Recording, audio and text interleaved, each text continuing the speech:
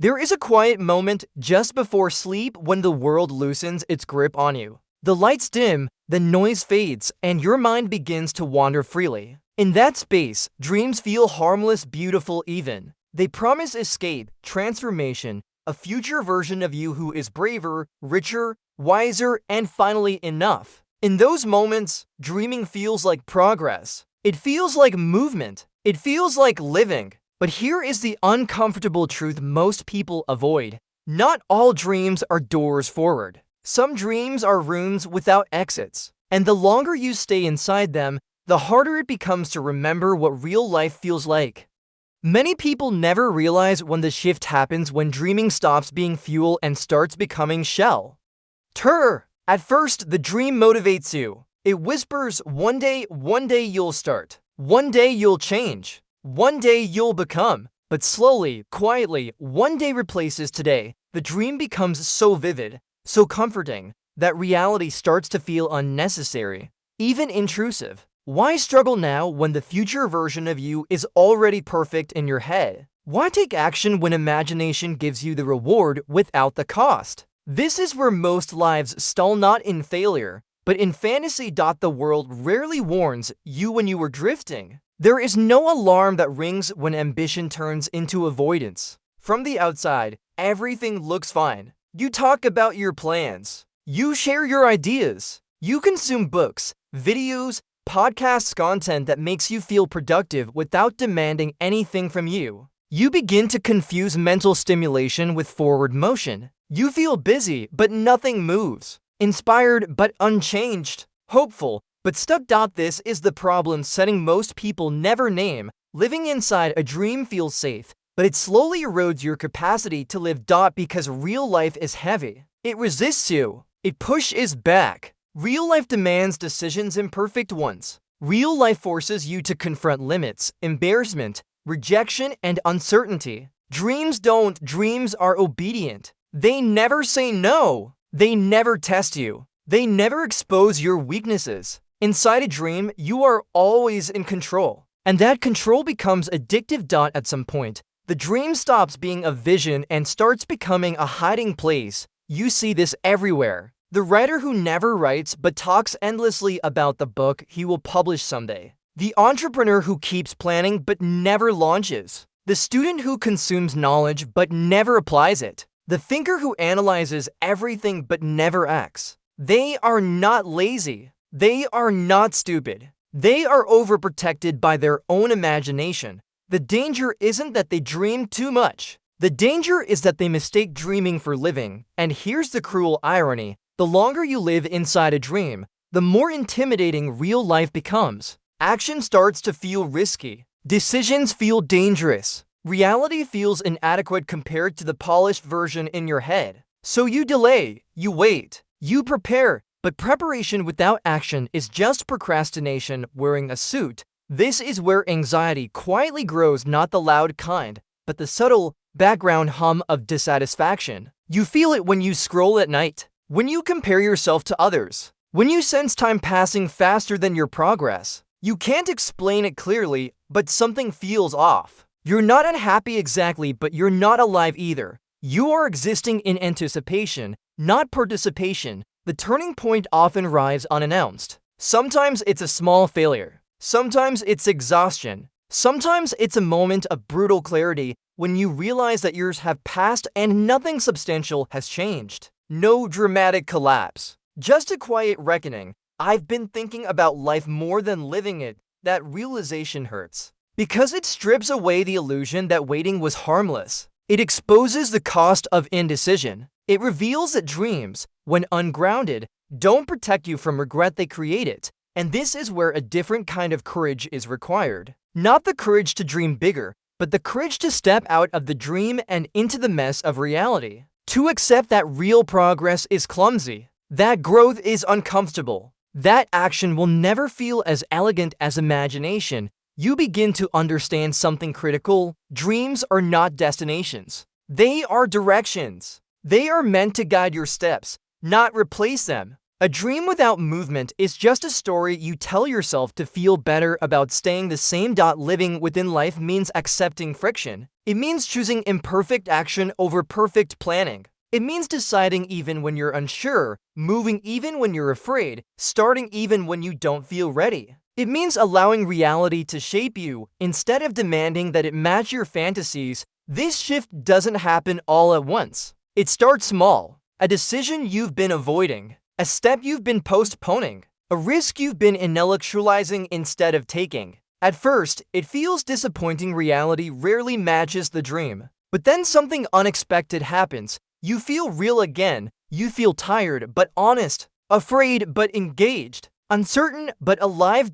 And slowly, your relationship with dreams changes. They stop being escapes and start becoming companions. You still dream, but now your dreams walk beside your actions instead of replacing them. They evolve as you evolve. They adjust to reality instead of ignoring it. They become sharper, more grounded, more demanding. You stop asking, "What if?" and start asking, "What now?" This is the conclusion most people never articulate. A life lived imperfectly is infinitely more powerful than a life imagined perfectly. Dreams are beautiful, but they are incomplete without friction, without resistance, without consequence, without choice. So dream, but do it inside life, not instead of it. Dream while your hands are busy. Dream while your feet are moving. Dream while your decisions carry weight. Let your dreams be shaped by sweat, mistakes, and reality's pushback. And here is the call to action, simple but demanding. Step out of the dream today. Not forever, just enough to act. Choose one thing you've been postponing under the excuse of dreaming. One decision you've been avoiding. One step you've been waiting to feel ready for. Do it badly. Do it scared. Do it imperfectly, because dreams that are never lived don't inspire the anesthetze. And a life spent dreaming without living is not poetic. And unfinished lives don't haunt us loudly. They haunt us quietly. They whisper at night, when the room is dark and your phone is face down on the table. They show up in the strange heaviness you feel on days that are technically fine. They appear in the subtle envy you feel toward people who are not necessarily more talented than you, but somehow more alive, not smarter, not luckier, just moving, because movement, even in the wrong direction, has a power that imagination never will. You start to notice this when you look closely. The people you admire most are rarely the ones with the cleanest visions or the most elegant dreams. They're the ones who made peace with mess, with awkward beginnings, with being wrong in public. Their lives look uneven, sometimes chaotic but real. They didn't wait until the dream was perfect. They let life interrupt it, reshape it, even break it. And in doing so, they gained something far more valuable than clarity: momentum. Momentum doesn't come from dreaming harder. It comes from choosing when certainty is unavailable. This is where many people freeze. They say they're waiting for confidence, for motivation, for the right sign. But confidence is not the prerequisite for action, it is the byproduct of it. Motivation is not the engine, it's the exhaust. And signs? Signs only appear once you start moving. Standing still and asking for clarity is like refusing to leave the harbor and wondering why the stars won't guide you. Living inside a dream keeps you safe from failure, but it also keeps you safe from growth. And growth, by nature, feels unsafe. When you finally step fully into life, something strange happens. The dream doesn't disappear. It loses its illusion of control. It becomes humbler, smaller in ego, larger in depth. You stop demanding that life fulfill your fantasy and instead allow your fantasy to be shaped by experience. The dream matures. So do you learn the difference between aspiration and avoidance. Aspiration pulls you forward into action. Avoidance wraps itself in beautiful ideas so you don't have to move. Most people don't lack dreams. They lack the courage to disappoint their own imagination, because once you act, the dream will never be as clean as it was in your head. It will be slower, harder, more frustrating. You will discover limits of skill, energy, discipline, and patience. And that discovery can feel like loss. But it isn't, it's initiation. You are being initiated into reality, and reality,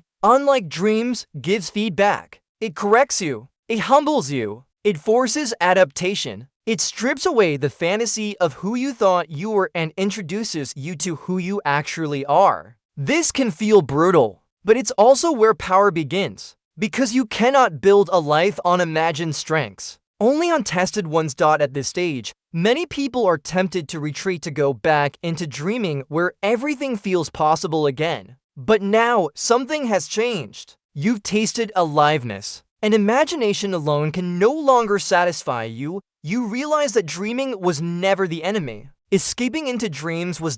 So you keep going. You make smaller promises and keep them. You trade grand visions for daily commitments. You stop waiting for certainty and start trusting iteration. You allow yourself to be a beginner, to be seen trying, to be uncomfortable. Life stops being a performance and becomes a practice, and slowly, almost imperceptibly, you become someone different. Not because you finally found yourself, but because you built yourself through action. Your dreams no longer float above your life. They are woven into it. They inform your choices, but they no longer excuse your inaction. You don't need to announce them. You don't need to defend them. You don't need to romanticize them. They are alive in your behavior. This is what it means to dream within life. Not to abandon imagination, but to anchor it, not to kill fantasy, but to give it bones and weight and consequences. Not to live inside a dream, but to let her dream live through you. And now, the final call to action, the part most people skip because it removes all abstraction. Tonight, don't visualize a better future. Decide something real. Tomorrow, don't consume inspiration. Create friction this week. Don't plan endlessly. Commit once. Let your dreams be judged by your calendar, not your thoughts. Let your hopes be measured by your actions, not your intentions. Dream, but do it with your feet on the ground, your hands in the work, and your eyes open to reality. Because life does not reward the best dreamers. It rewards the ones who woke up and still chose to move.